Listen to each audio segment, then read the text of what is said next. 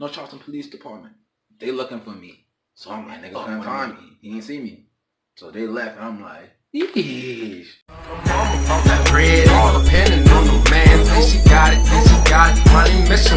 What's up, YouTube? It's your boy Germski, and today I'm about to hit y'all with that story time, because I put a poll up on my little page, and the little people had pretty much the poll say they want me to do the story when I ran away when I was 16. I'd rather do the other one, but I'll do this one first, and then we'll do the other one.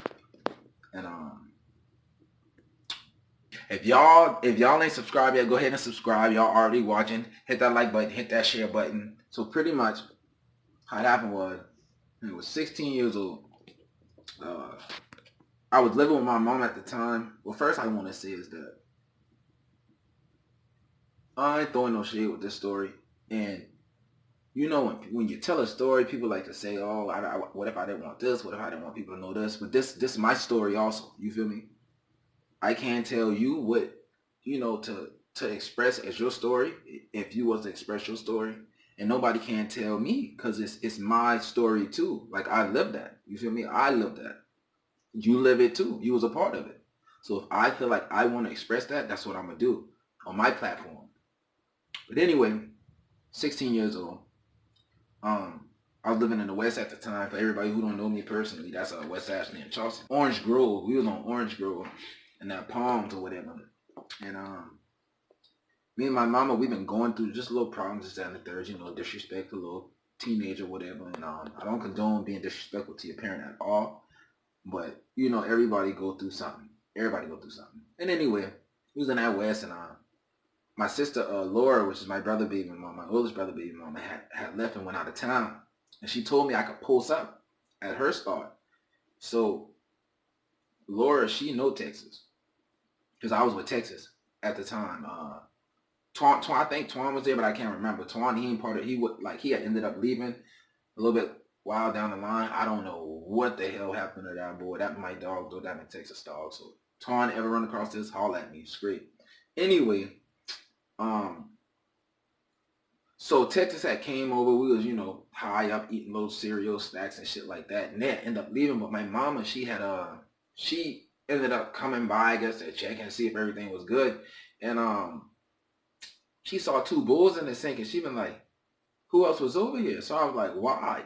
Like, why? This ain't your house. Like, and Laura ain't even your daughter for real. Like, so like, why is you tripping?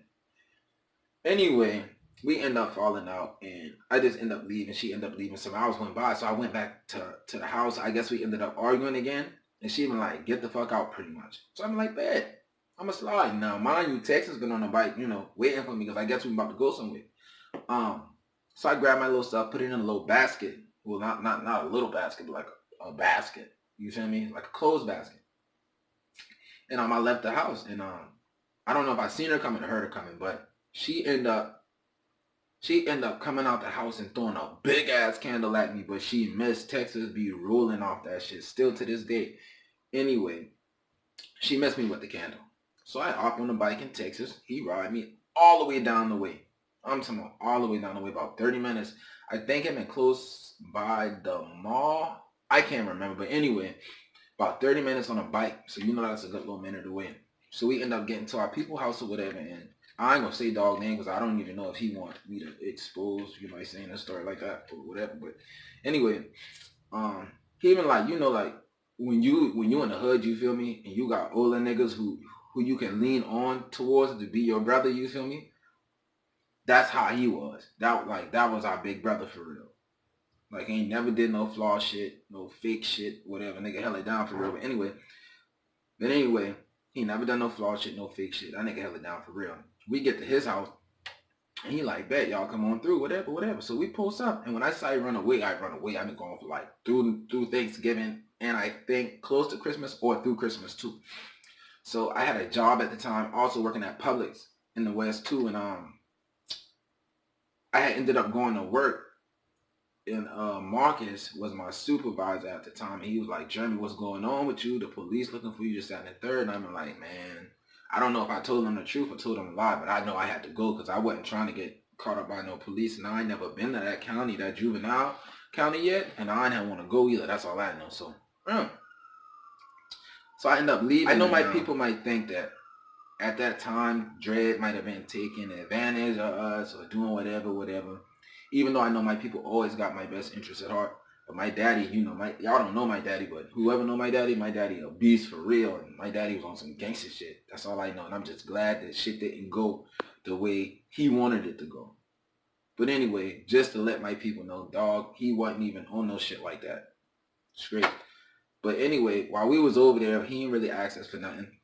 We, you know, I bought a little tree, me and Texas, because Texas had a job too. Me, Texas, and I think Dredd had threw some money into on some tree so we could smoke the whole time we was there. And then we bought a little some cigarettes or whatever. I think they had a 3-pack back then. You buy 2 get 1 free. But yeah, we smoking or whatever. That's all we've been doing, pretty much chilling, smoking. I remember eating Thanksgiving dinner with them boys too, fire shit too. That's the first time I had sweet macaroni, like with sugar in it, like that big macaroni with sugar in that shit, went fire too. Time went by or whatever, and my mama and my daddy ended up coming to look for me. Knocking on the door. Dread turn them away, say Jeremy ain't in yet. You feel me? Now, my brother knew where I was the whole time, and I don't think he had want to tell me. I think he had want to give me time to come back home on my own. But, you know, at a certain point, he had to say something.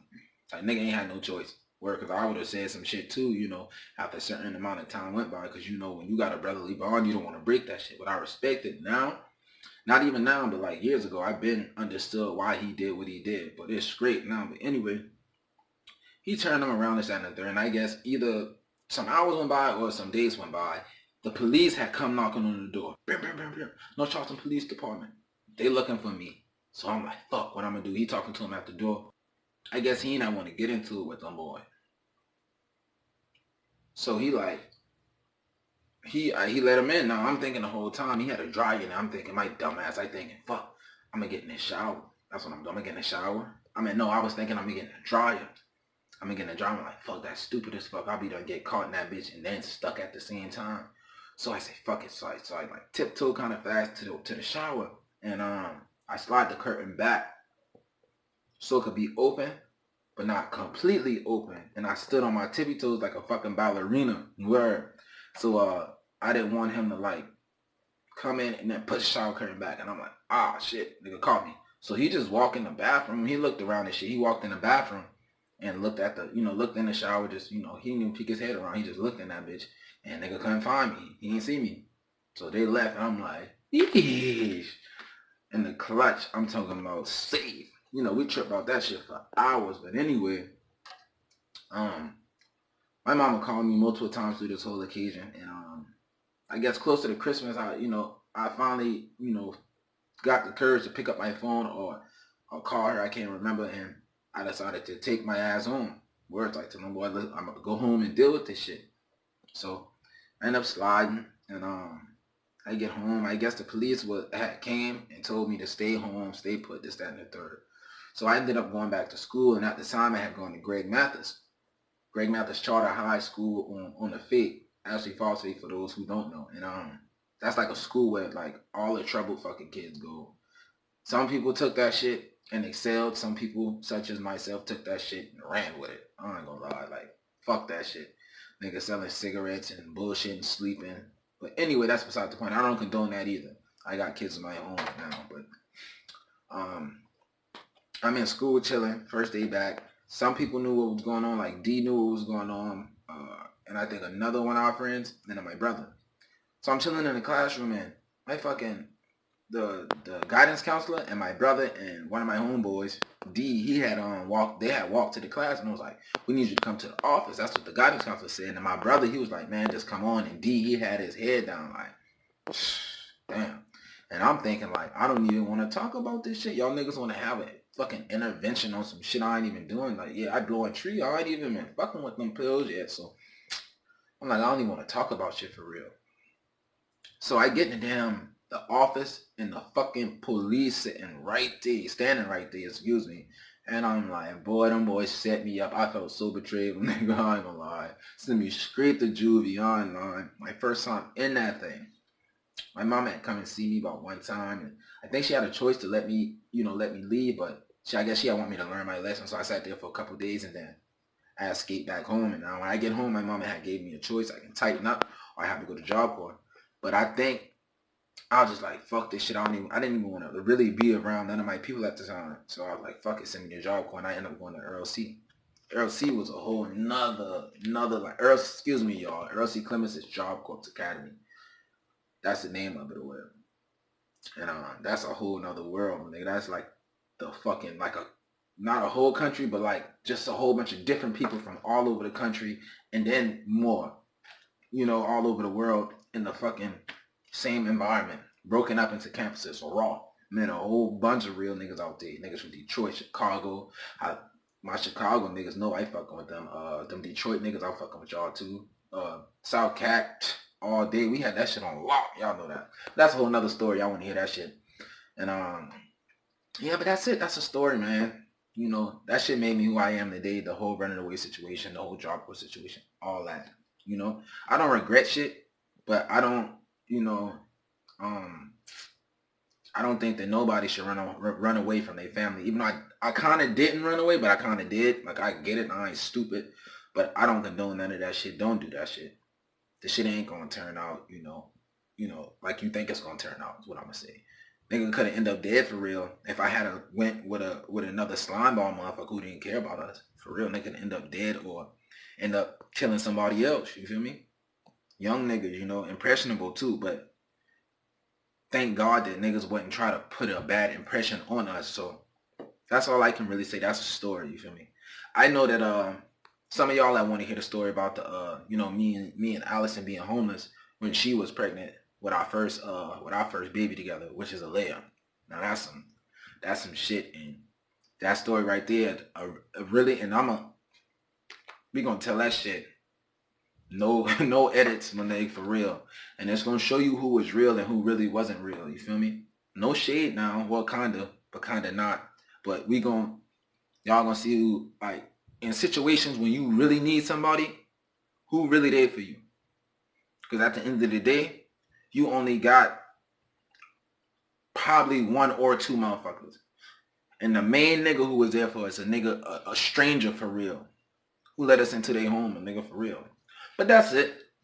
It's your boy Germski. If y'all ain't subscribed yet, go ahead and subscribe. Y'all already watching. Hit that like button, hit that share button. And remember, fuck with your boy and fuck with my dog, Allie. I'm out.